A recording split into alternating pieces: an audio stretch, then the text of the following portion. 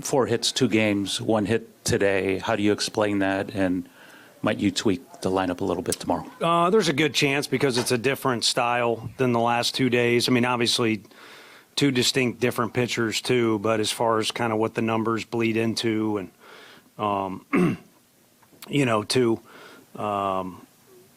yesterday's or Wednesday, I should say, day lineup didn't have much to show, but again, we kind of met on it, and left it as is. But there's a good chance. And I mean, to answer your question a little more specifically, I'd kind of put it on me a little bit. Get all fire and brimstone a few days ago, and I think some good words were shared, but I also think. As of right now, it's a little emotional in there, and there's definitely a lot of try hard. So regardless of what the root of it is, you guys know the guys in the lineup as well or better than I do. There's guys that are fully capable in there. And at this point, one argument, again, I'll kind of use the bunch of dudes having a beer at a bar, the results or numbers look like there's not a lot of try hard, but kind of the old baseball adage, there's probably too much. And again, maybe that stems from that conversation prior to the season, or maybe it just stems from all the opening day fanfare being the home team. But regardless, everybody wants it to change. So, but there's a good chance there'd be some variance tomorrow based off kind of the numbers and obviously a new pitcher on the mound. Tony, is 2 games even enough to have major concerns about, or is it too small a sample? It's not even really a sample size. No, I mean, I don't know if it applies to this specific situation, but I would always revert back to the Pedroia interview. Anytime that was a question in any clubhouse I've been in, Ortiz was the guy being questioned at the time.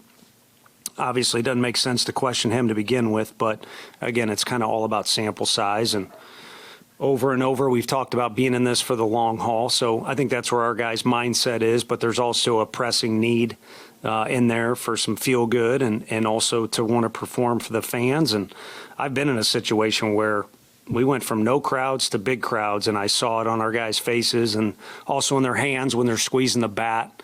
So again, if I had to guess, to be honest with you, I'd blame myself. So maybe it's time to maybe do what I can to ease any tension in there so guys can be free and go out there and play. Because as I said, I think everybody that was on the field or in the stands know those guys can play that were in that lineup. And what are you seeing from the at-bats in particular? Is there like a through line, any commonalities? So I would go with overswinging if you're looking for one theme for me. But I'm always a big case-by-case.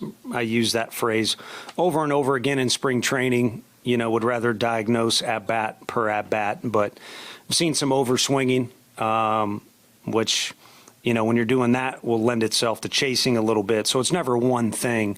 It depends what you want to pick apart. But I would say a few of those guys had some really short swings going on during spring training, and now it's gotten a little bigger. Schlitter was operating under a pretty strict pitch count today. Right. Did you like the aggressiveness, or would you have liked to see some deeper? No, I think the aggressiveness for sure. I think you could ask anyone from the Blue Jays or anyone else prior that's faced them is early action is in your favor because you get to 2 strikes, you're going to have to deal with 100, and then probably I don't know what the numbers are, but probably the most firm cutter in the league or at least close to it, and it's a true cutter. So he's got good stuff.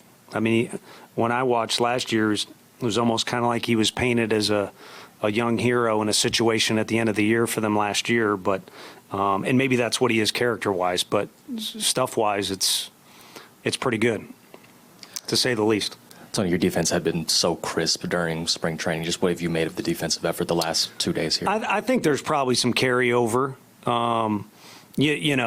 I mean, Patty's racing out of there like crazy, trying to, if he throws a guy out, they'll give us the out, but they'll also take a run off the board or maybe give us a run offensively. So we talked about that the other day, the words I mentioned, and the guys have mentioned it too before. The game is, you might just say offense, or if the base running was bad one day, or defense or pitching, you slice it up, but they all kind of dance or move together over the course of a game. And so anything there, because there were some strong defensive plays made today. It's just if I was at the ballpark the last 2 days as a fan, or even if I had a pen or was typing up stuff on the computer, I'd say I'd like to see the ball on the ground a few less times. But again, I think a couple of occasions were just trying to be too quick. Or try and create something that wasn't there. And then there was a couple times, too, we weren't what we needed to be fundamentally. So we need to address those, make sure they don't reoccur.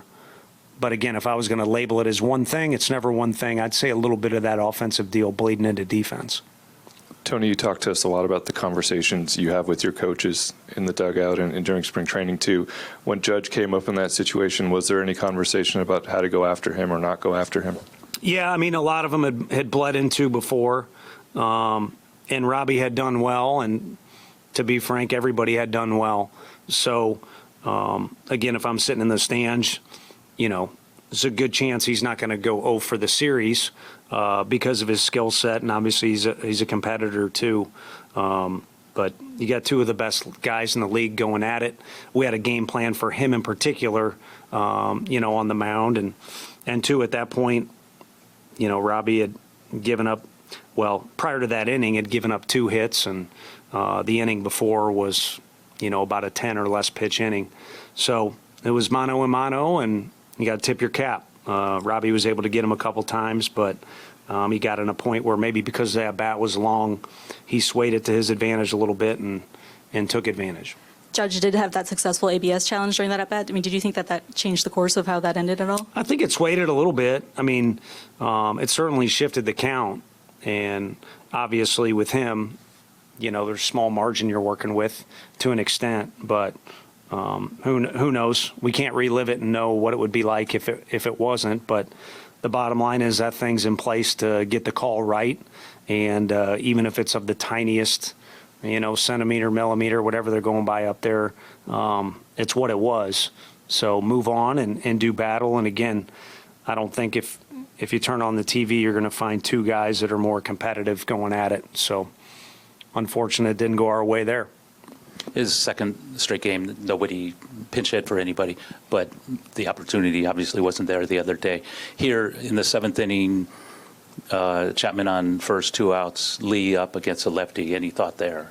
No, there were times where Gerard was ready to go for possible scenarios. Had J.O. possible scenarios ready to run. Koss is kind of a Swiss Army knife.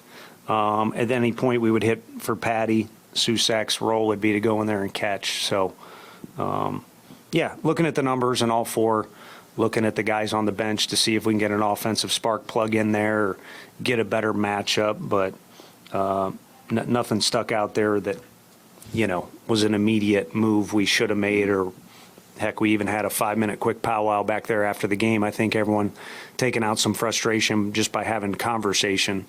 And so it talked about, and guys are moving around in there. You used Ryan Walker for a bit today. Would he still be available to close tomorrow? Yeah, he would still be available. And so it was, matchup stuff kind of plays into that a little bit. At the time, we were losing the game. So there was a conversation of leaving him in there. But I think it's good that he threw. He needed to throw, but it's also good for us that was a quick outing. And if I'm not mistaken, we've at least gotten, if you're looking for any positives or successes, we've gotten each guy out there once. And if I'm not mistaken, and we haven't, really taxed anybody for the most part. Tony, the other day you said you kind of would have wanted a more competitive effort. And I think you kind of touched on this earlier, but just what would you have to say about the effort that you saw from these guys today? Yeah, and I think as far as competitive effort goes, I was at dinner with family last night, and you knew those 2 big basketball games were going on. It was kind of interesting. I don't know what the finish was, but both of them were a wide margin. So didn't take the time to flip it on, to see kind of what you get in the back and forth of March Madness. So just using that to illustrate, and the baseball example I was talking about on game 1, if you have all that buildup, almost kind of like a heavyweight fight with Netflix and all that stuff, an ideal situation is a 5-4 finish or a even if it's a heartbreaker for us, what everybody kind of signed up for that game was a slugfest back and forth, and the numbers just didn't have that. Now, the effort, like I said, was there. So if we're talking about it being more competitive from our guys, I'd say if anything, they've been in fifth gear, been riding hot, the entire time or too much. So again, whether that weight falls on me or it's kind of more of a group effort, I think, a relaxed version of this group would probably make the score and the outcome more competitive, if that makes sense. Yeah, and you also kind of mentioned a minute ago that you want to put on yourself to kind of ease some of the tension. What do you kind of mean by easing the tension right Well, now? like I said, I think just reflect. I'm always big at getting to the root of things, and to me, I think all of us would not have predicted the last 2 days to not accumulate much on offense the way we did, but it's baseball, and we saw 2 really good starters. And also we were down in one of those games where it maybe made it a little bit more difficult. But again, I would just say at this point, emotions are a little too high, whereas unfortunately this game is not like football, where I mentioned Ray Lewis the other day, where you can have the intensity that, you might have to. If I mentioned basketball, you're pressing up and down and running back and forth. You can't do that. Baseball is more about intent than it is intensity. So I think in order for our guys to get their best intent, maybe it doesn't need to be that fire and brimstone conversation I had with them 3 or 4 days ago, whatever the heck it was, where they want to charge out of the locker room and again, have a football game or start a UFC fight or anything like that. Just go play ball. And so starts with the leadership. So that's kind of why I say, up to me to either to point that out or, help bring that along. I know Patty had 2 in quick succession late there, but are you sensing any more hesitancy from your guys in terms of challenging, maybe on the offensive side of the ball? Felt like it. I'm not up there. So, again, I definitely wouldn't doubt our guys' efforts. But, again, if you're trying too hard and things start to move fast on you, maybe you're a little bit hesitant and you're not wanting to be the one that makes a mistake. You're the one that doesn't want to chase a pitch out of the zone, or you want to be the one to make sure you make contact so you are chasing pitches out of the zone. So things like that can develop together as far as lack of successes. And so far the last 2 days haven't been as successful as I would have predicted with the group. Like I said, part of that convo I brought up, if anything, was to just point out the group did fairly well in spring training, and any of the ones that were egregious where it's like, hey, if this comes up again, let's not do that. Because the guys were being aggressive with them. We had already pointed those out in spring training. So I think they'll settle in and find a little bit more of a comfort zone. But if you analyze the last 2 days, there were more opportunities to do it than we utilized. And, also you got to look at it on the flip side. Kudos to a couple guys I know based off facial reactions or facial expressions would have wanted to do it a couple times. You see it out of the other teams too, but they bite their tongue and they realize it's not maybe the best time. Thomas in particular seemed disappointed by that call strike. Yeah, and I think that was one where if he was disappointed in himself, that's fine. I'm off to the side. So we love to yell at umpires even though you have that angle. If it was, frustration out of that was an opportunity where it could have been used. But again, maybe the tryhards got guys locked up a little bit more than they normally would be. This is probably pretty obvious, but was the fire and brimstone, was that before the game on Wednesday? No, it was a couple days before that or a day before that. So, and I'm just, I don't even know if guys in our locker room know what fire and brimstone means, but obviously we started talking about the season and covered a few things, and, I got all fired up. So again, I think if anything, in my opinion, it may look differently. You got a unified group that's really trying hard for each other. And I think anyone who's ever played this game, probably golf is the same. Try hard is the root of all evil there. Robbie, how do you feel just overall about the way that went? I felt good. I felt like I was making my pitches. Didn't walk anybody. And challenged the best hitter in baseball. He just happened to get me. I feel like I had him kind of thinking about it all game, and just went to the well one too many times. And but I challenged him, and I can live with that. Did you want to elevate that fastball a little more, or was it just a matter of challenging him one too many times? Yeah, I mean, I felt like 3-1 through a heater. He wasn't really expecting it. Thought maybe he's looking slider. I thought that if you can look back at it and say you should have elevated it more or you should have got it in more. But, I made the pitch I wanted to make, and he just got it. Sometimes it's going to happen. He had the successful ABS challenge right before that. Did you feel like that might have changed the course of the at-bat? No, because I think I came right back and threw a slider in the zone that he took at first strike. So I don't think it really changed anything. You mentioned in spring that your delivery is feeling sort of back to where you're most comfortable. Were you feeling that most with your slider today? Yeah, I felt like really all around. I felt like delivery was really good. I felt like my momentum was carrying me towards the plate. Obviously threw some really good sliders. I mean, biggest thing I could probably work on coming out of this is landing a few more curveballs. I felt like I was kind of choking it and not really getting it to the plate. Didn't throw any changeups today, but that was kind of part of the plan. So, I think, moving forward, this is a good one to build off of for sure. Robbie, what's the mood in here after, these 2 losses? Obviously it's not great, but, you still got 160 games left. So I think that you just move on. There's nothing you can do to change it.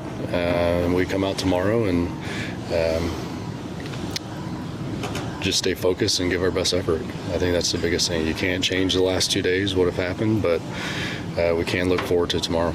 Tony with us talked a lot about how he gave a pretty emotional speech the other day and thought maybe just the emotions of this week have gotten to some of these guys. Do you think that's the case at all? Or? I don't think so. I think we're all, major league players. I think that we can handle it. We can handle the ups and downs. It's just, one of those things that has happened the first 2 games. It's not ideal, but like I said, you got 160 games left. So what are you going to do with it? Were you deep in your program, or could you see your kids throw out the first pitch? Yeah, I saw them, the play ball kids. Yeah, it was great. Obviously, back-to-back shutouts is not how this offense would want to start the year. Just how would you evaluate your offense overall, your at-bats overall? I think we just got to be better. That's about it. Just got to get on base. We got to execute.